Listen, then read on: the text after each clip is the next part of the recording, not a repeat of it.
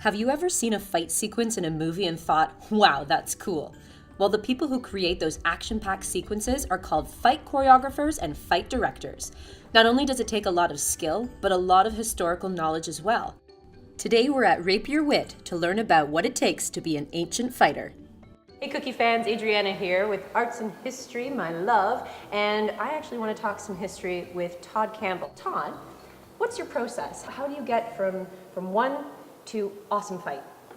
Well, what I usually do is a lot of research. So I'll spend some time with some books looking at fighting styles from the period and then figure out what styles the characters would use. Like if someone's from Scotland, they might have trained with this guy, or if they're from Italy in the 16th century, they might train with that guy.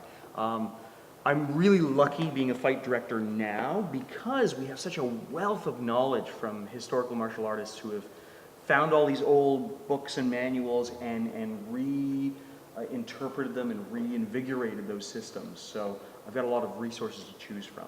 Cool. Yeah. So, say I want to have a really cool Western cowboy fight. Mm-hmm. Where do you go first? Well, for a Western cowboy fight, I'd be looking at some accounts of what fights were really like. Like we know of some of Jim Bowie's fights. So we know of some of the style that he would fight with. There's some guys who've reinterpreted tomahawk and knife style fighting, so I would go there. Daniel, who you're going to be speaking with later, I believe, he's an aficionado on guns. So I would go to Dan and talk about what sort of gunplay would be used and then figure out from there what I want to incorporate into the show. What favorite time period do you like to go back to? I love the Renaissance. There's so many different styles of fighting in Europe at that time.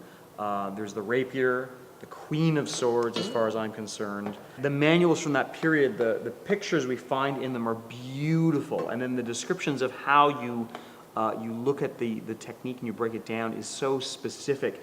For me as an actor, I love the process of discovering what the intention is for every single move. And what I've found studying historical martial arts is that there is a very specific intention. It's a chess game.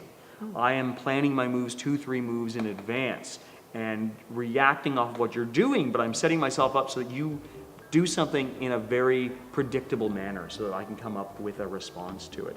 So there's a wealth of knowledge. I love that time period. And we just love what Todd does at Rapier Wit. Thanks for watching this episode of Cranium Cookie. Until next time, don't forget to keep your brain fed with noms for your noggin. Remember, Cookies, these are trained professionals that know exactly what they're doing because they've gone through years of training. So don't try this stuff at home. In fact, you should try this stuff at Rapier Wit in Toronto. If you like what we do here at Cranium Cookie and would like to help us make more, look for the link in the description box to consider supporting future episodes.